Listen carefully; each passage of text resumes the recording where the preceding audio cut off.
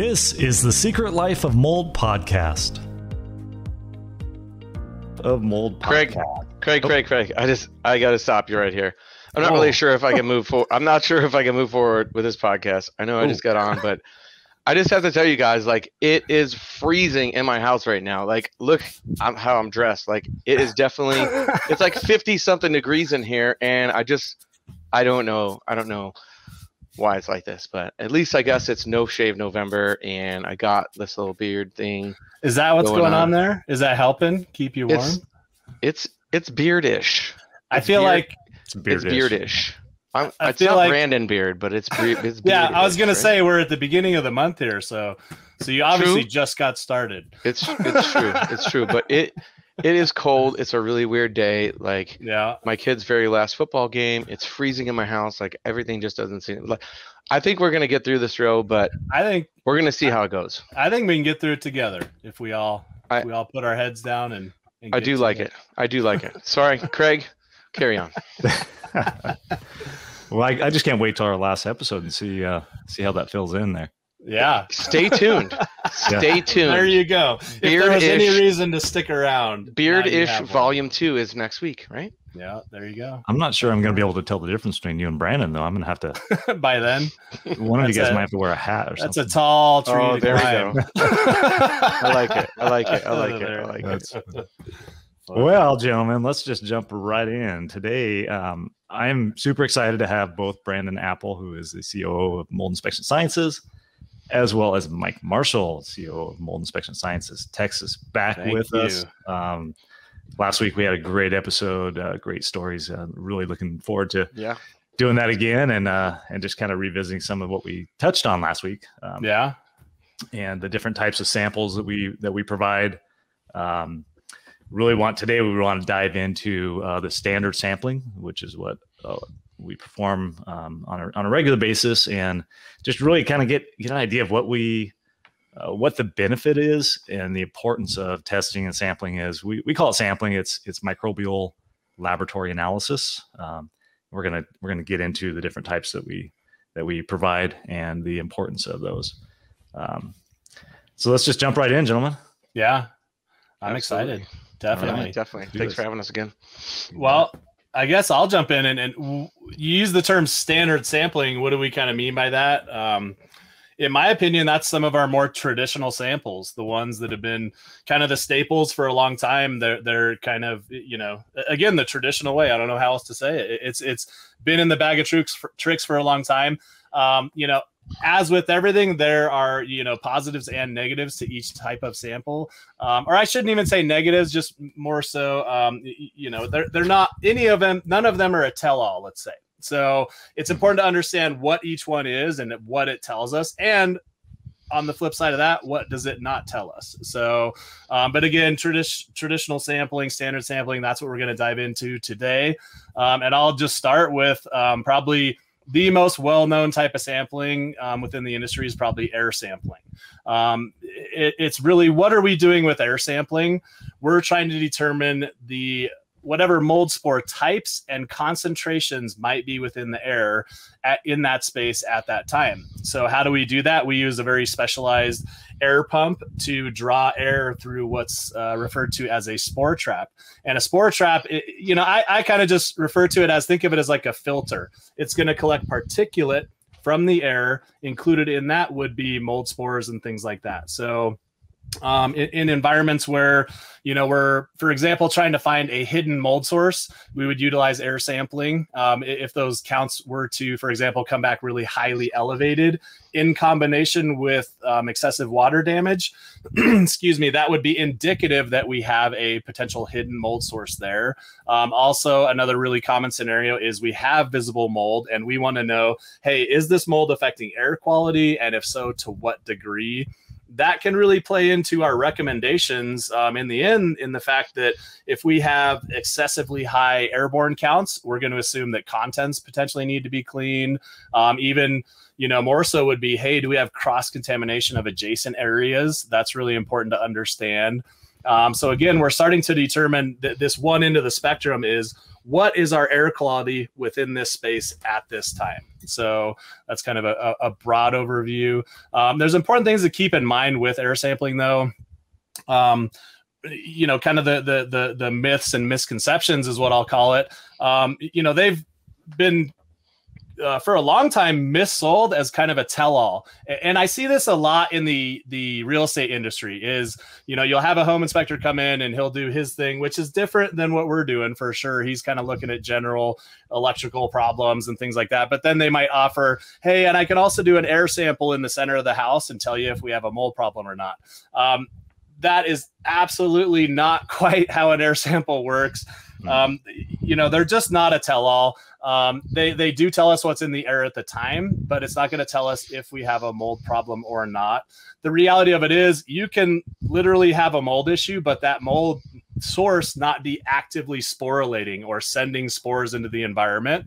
So again, you really have to start to you know, understand what it's telling us, which is it's what's going on in this space at that time, if that kind of makes sense for everyone. So another kind of misconception I've heard is just, hey, we do one air sample in the middle of the house and it'll tell us everything. That's not true. They are definitely, you know, pretty much room or area specific. You can't take an air sample, you know, in the master bedroom of a home and expect it to give you conclusions about the guest bath over on the other side, things like that. So they are very room specific. And as a result, we typically recommend those very specific to certain areas of the home where there's a potential issue. So we want to start to pinpoint our issues with those air samples. So definitely a really, you know, a really useful tool for sure as part of that investigation. Right. Yeah.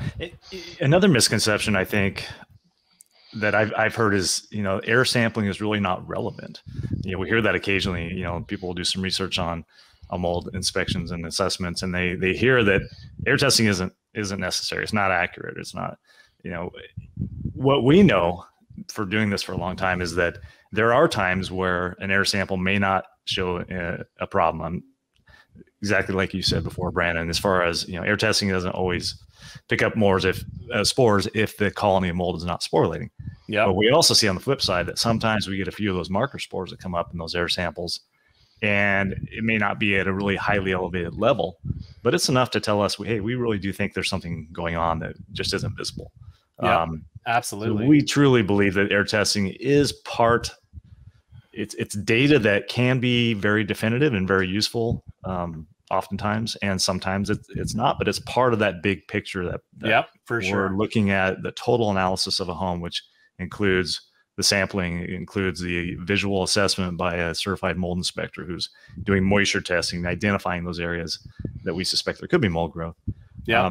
You know, Brand, when you're talking about the air testing and sometimes pinpointing areas that we don't know about or don't see, it reminded me of a story of a couple that I worked with quite a few years ago.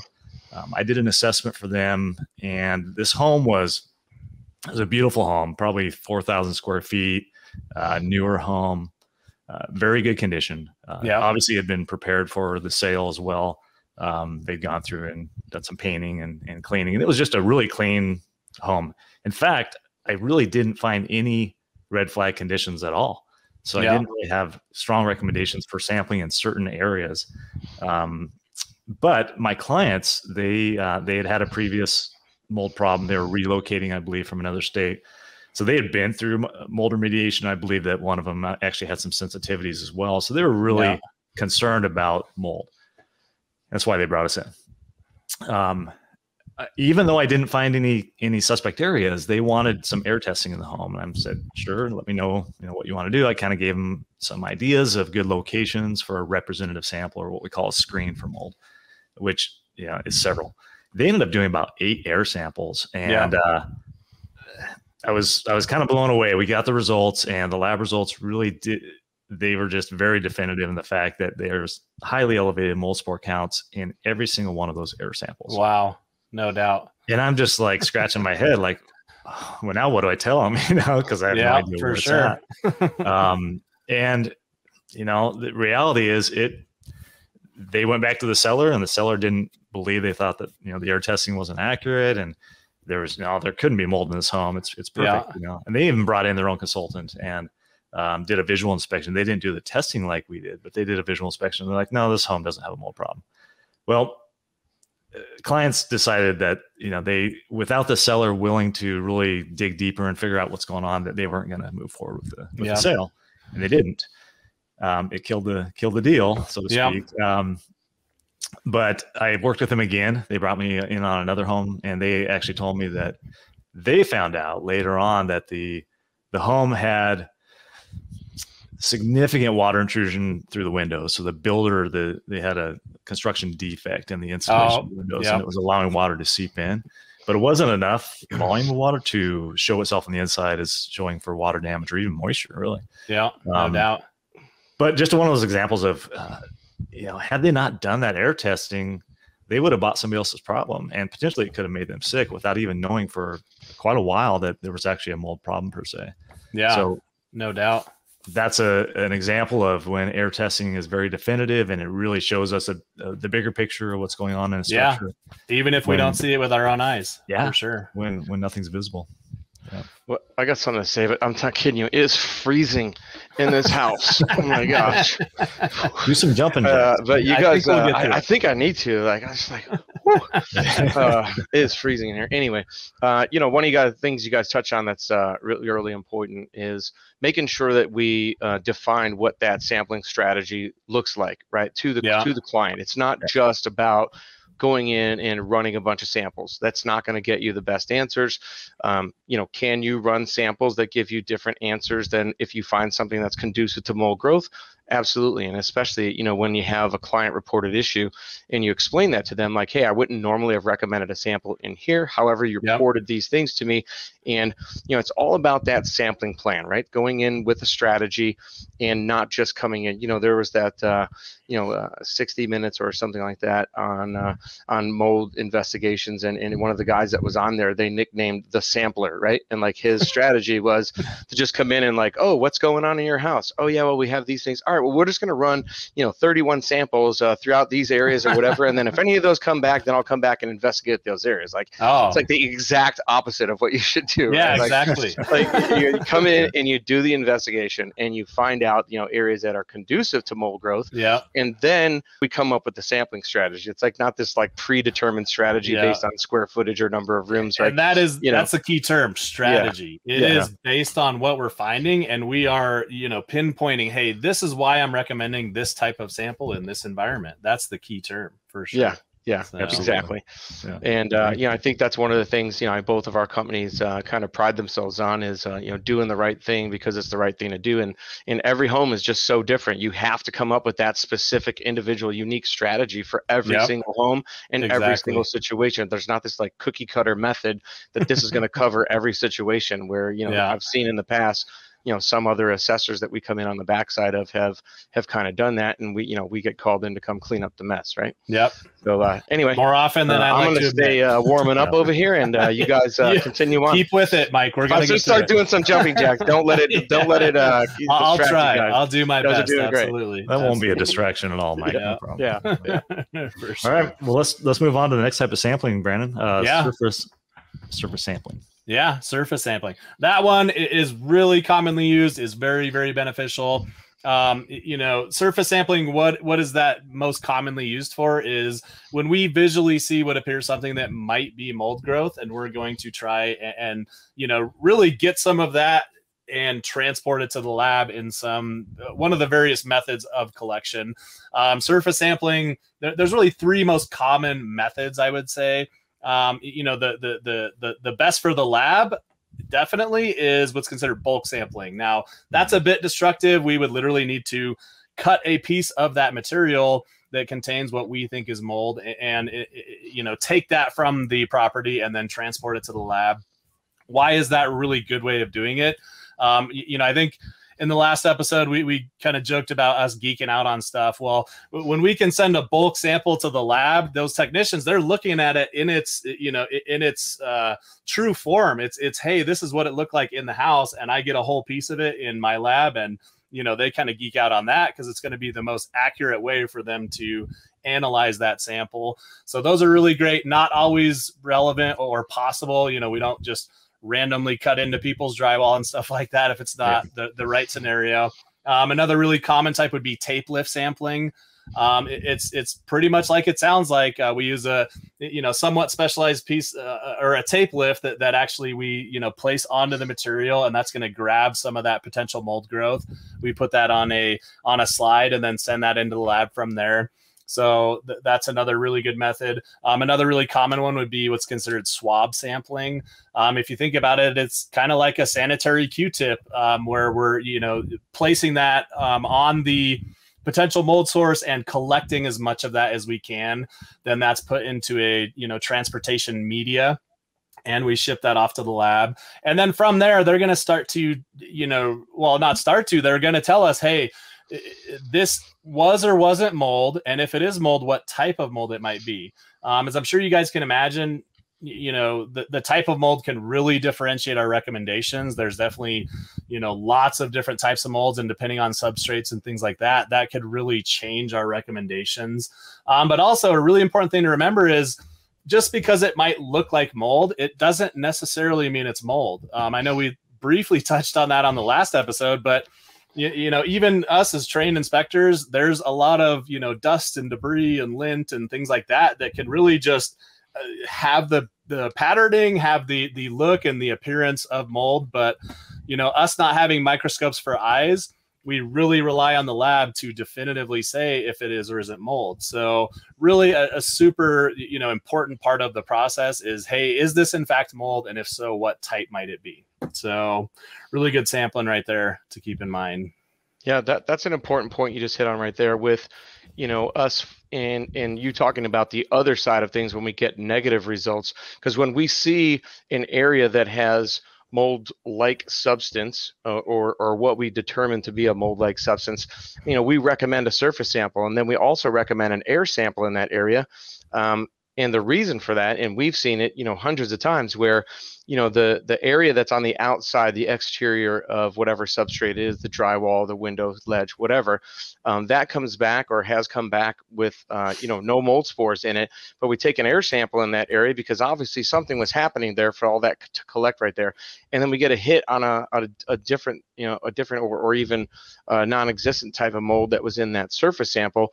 And that, kind of is the precursor to, hidden mold growth, something sporulating in that area that, what we're looking at is not exactly, what is in the air sample, or maybe it's a little bit of both, right? Yeah. So you get a hit on, penicillium and aspergillus in a surface sample, but you get a hit on penicillium, aspergillus, and chaetomium in your air sample. You're like, oh, we likely have, somewhat of a bigger problem here that we need to do some further investigation. And, how many times have, the remediation contractors went in under our work plan or protocol, and they open up that area of the wall, and it's a much bigger problem, behind surfaces than it was on the surface of, what we were actually looking at. So, it's kind of one of our best strategies is using those two types of samples collectively to get them the answers. Because, if you just took the surface sample for its worth and said, well, you don't look like you have a mold problem, just clean this area up, likely you're going to come back out there in a couple of months, and that other problem is now starting to hit that surface, right? And now there you go. You got a big, and they're like, hey, well, 3 months ago or 2 months ago, you told me there wasn't a problem. So giving us the tools and the ability to, test our hypothesis in those areas and then get the actual lab data to back it up will give us the best opportunity to come to you with, the best work plan to get that thing, get your house back to, that healthy living environment that you want. So good stuff, man. Great stuff. Yeah, for sure. Yeah, definitely. Sometimes we find conditions like we detect moisture or something in a wall, but there's really no visible mold growth to collect one of those surface samples. Yeah. A really cool type of testing that we do, which is the next one on our list to discuss, is if we are just, we're like, there's a pretty good chance there may be something going on that we just can't see inside a wall or inside a ceiling cavity. We can perform what's called ceiling, or we call it cavity sampling. Most commonly we call it wall cavity sampling. So let's just move right into that, Brandon. What do you want to share with us on the cavity sampling? Yeah, for sure. Cavity sampling, definitely a really good trick in the arsenal. I shouldn't say trick, tool in the arsenal. Yeah. And it's funny, you know, we definitely most commonly refer to it as a wall cavity sample. It is kind of misleading in the fact that I will gladly do one in a ceiling, like you mentioned, or any other cavity. I actually had a client kind of give me a hard time over that. I think we were doing a ceiling plenum, and I called it a wall cavity sample, and he's like, well, but it's not a wall. Right. You're right, but you know, just one of those little nuances to the terminology in the industry. But again, another very helpful tool.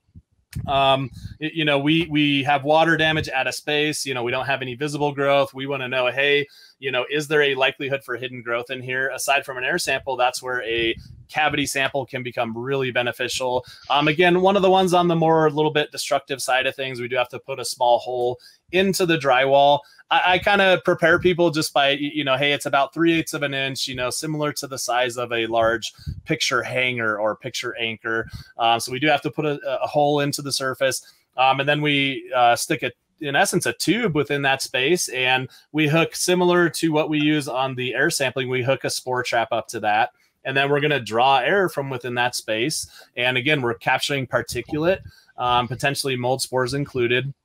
So when that gets to the lab, they're going to say, hey, you know, if we have mold spores, these are the types and these are the concentrations. So depending on what we see, you know, in certain cases, we can say with you know, almost 100% certainty that yes, there is a mold source within this wall. I have marker spores. They're in high concentrations. We have water damage.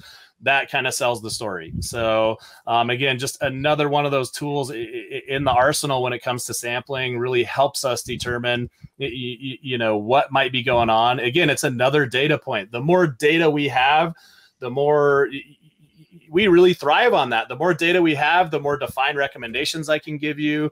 And we put a lot of effort into our recommendations in our inspection reports. You know, we want to tell you exactly how to go about it from start to finish, because this is why, and these samples give us the why and you know, lead us to the how, if that makes sense. So again, another really good tool in the arsenal for sure.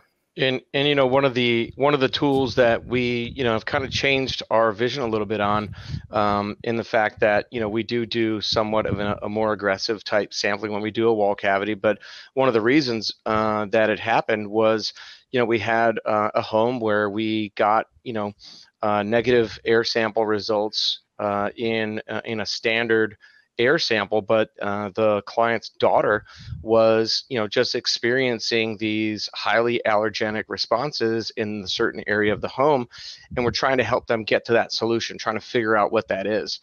And so we ended up taking a wall sample and did it exactly that way, and it uncovered, you know, a ridiculously high level of chatomium inside that wall. Now, it wasn't getting wet, wasn't affecting the indoor air quality, except in certain situations. So maybe there were some disturbances, small disturbances in that bathroom. Kids are in and out, they're banging different things, slamming the cabinet door, whatever, and it's kind of disturbing those things. And then the daughter, because she was so hyperallergenic to that specific mold, or, you know, in that area, she was sensing, she was picking that up, right? And it was actually really affecting her. So we were really happy that we decided to go with, you know, come back and do the wall cavity sample and figure that out, because it really helped us develop that plan, where sometimes, you know, and again, it just goes back to, you know, we're looking for the best solution for, you know, to keep things inexpensive for the client. We're going to want to start with the lowest common denominator and trying the least amount of sampling. And if that's not getting us to the answer, and the situation persists, then we need to dive deeper.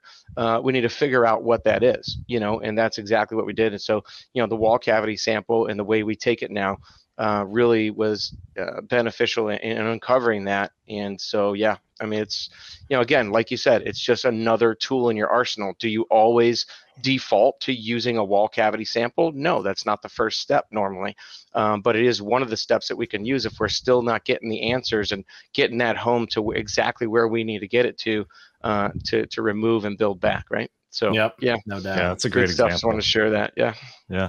And that's what's, I mean, literally, if you guys had not done that cavity sample, that little girl would probably still be affected because there was nothing else visible, right? You didn't. Yeah, I mean, we had really a little bit of water damage, on. so we recommended a sample, and then that sample came back okay, just because like Brandon said, at different times, more mold decides to sporulate or not sporulate, and we weren't picking that up in the air sample, and super happy that our project management team and our consultant got together and said, you know what, I think we need to do. We actually did a couple wall cavity samples in that area and just see what we get, and then and if we don't get anything on those, we go to the next step. We just don't stop there. We just continue down that path, and we're going to get there. No doubt, for sure. Absolutely. Cool. Well, Brandon, let's chat about dust sampling. Yeah, dust sampling. That's really been beneficial for us over the last, I would say 3-4 years. Actually, it was kind of introduced to us by one of the better known IEPs in the industry, Michael Schrantz. He's definitely, if you don't follow him or his podcast, definitely recommend it. We've actually had him on the show previously, so definitely check that out. But really, one of the guys that I look up to for sure, but he introduced us to dust sampling, in essence, for direct examination. And really, when are we using that? It's really one of the most beneficial ways, I would say, is related to contents. We want to know if the surfaces and or the contents within a space are contaminated with some of those, quote unquote marker spores that we talk about a lot. Are we getting, spores of Stachybotrys or Chaetomium, things like that?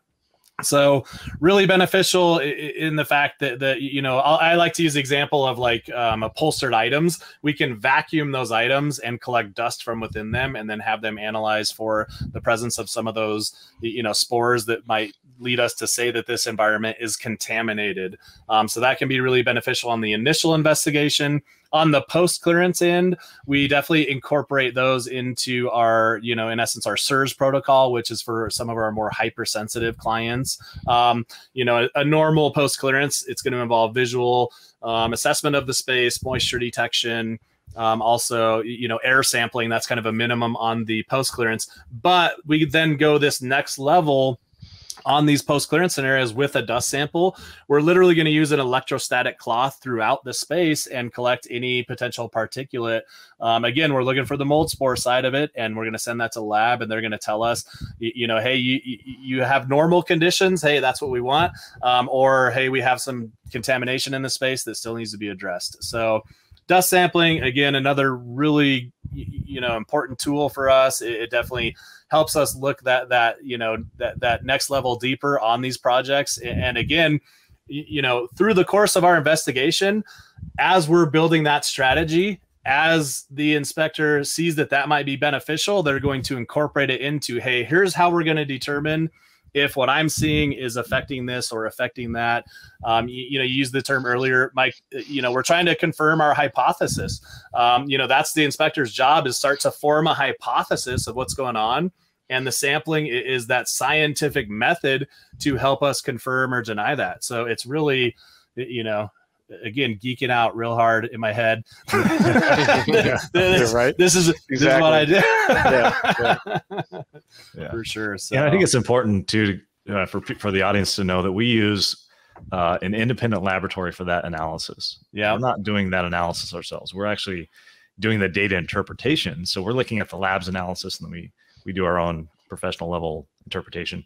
But it's just really important to know that we use an independent, one of the best labs in the country, quite honestly. And they are accredited and so forth. So check out some of our previous podcasts to find out who that is. Yeah, we had a great podcast with them. So, for sure. Yep. Eurofins, MLab, P&K, definitely one of the best partners we could ask for on a lot of the laboratory end of it, for sure. So Well, circling back to the air testing, I just want to go over one question that we get a lot. We just have, customers call in and most people don't really understand the process of getting a mold assessment. And we do an amazing job. Our staff is top notch.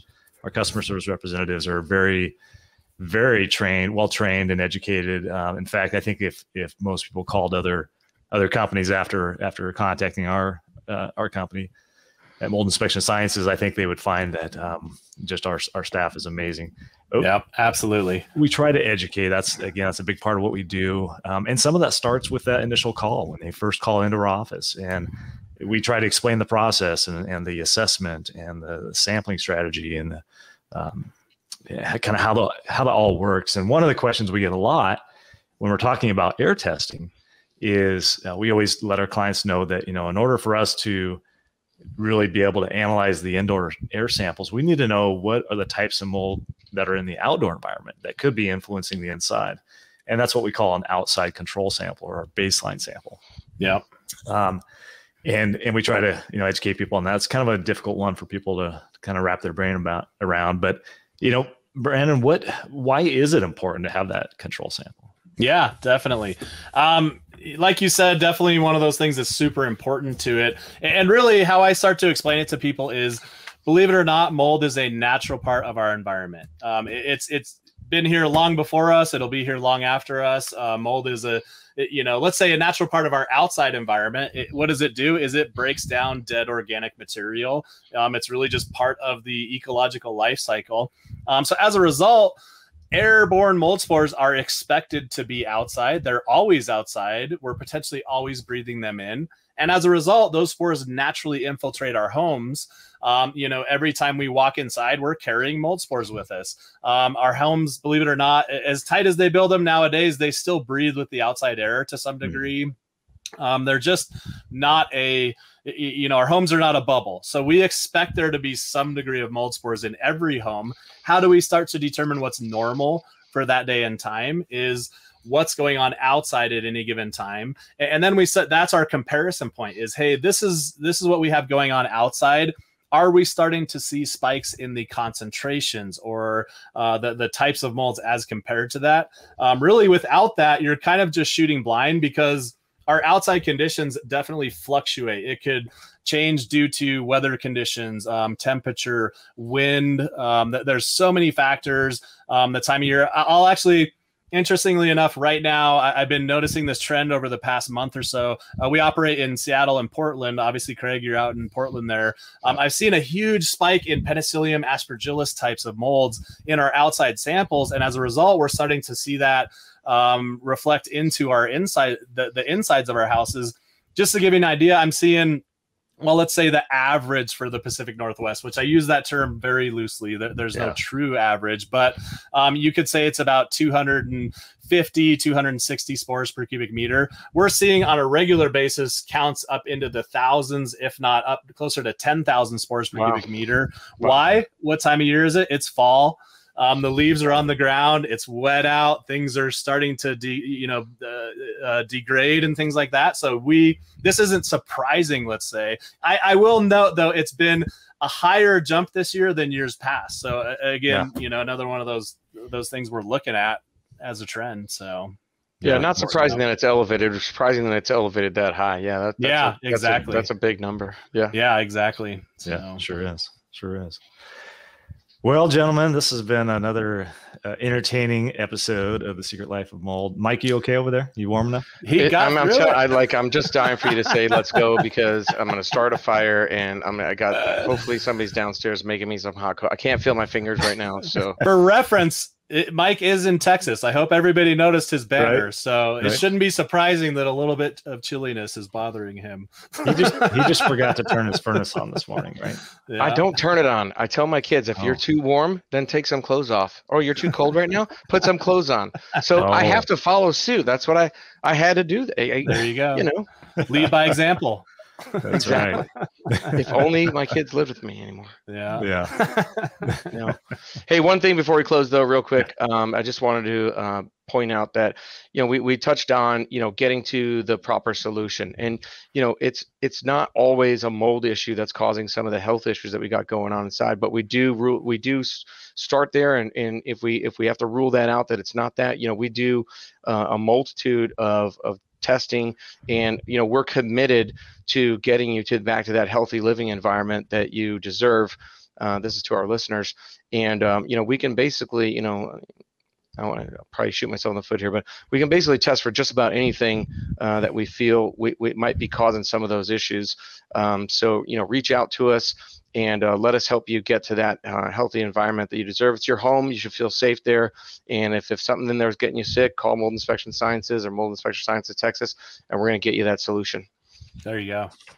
Boy, nice. Well said. Well said. Yeah, for sure. Well, gentlemen, thank you again for your time today. It's been very informative. Like always, next week, looking forward to our episode on qPCR. It's the exciting testing on DNA sequencing for dust analysis. So really helpful. We're going to definitely take a deep dive into that. So thanks again. I'm excited. Stay tuned for Beard-ish Level 3. All right. Can't wait to see it. See y'all. Always a good time. Thank you. Yeah. Thank you all. Appreciate it. Have a great day. Guys. Take care. And thank you for joining us for today's live episode of the Secret Life of Mold podcast. Join us next week. Same time, same channel for our episode on qPCR sampling. You won't want to miss it. Thank you for joining me today for this episode of the Secret Life of Mold podcast. If you need help with mold issues in your home or office, we'd love to help. For our Texas location, please call 888-335-MOLD. That's 888-335-6653, or email contact@moldtx.com. For our locations other than Texas, reach out to our customer care team at 800-619-MOLD. That's 800-619-6653. Or email us at contact@moldsci.com. All information, content, and material on our podcast and on our websites is for informational purposes only and is not intended to serve as a substitute for the consultation, diagnosis, and/or medical treatment of a qualified physician or healthcare provider. We survey and test for asbestos in structures and materials, not in humans. If you suspect asbestos-related health issues, please contact your medical provider for diagnosis and advice.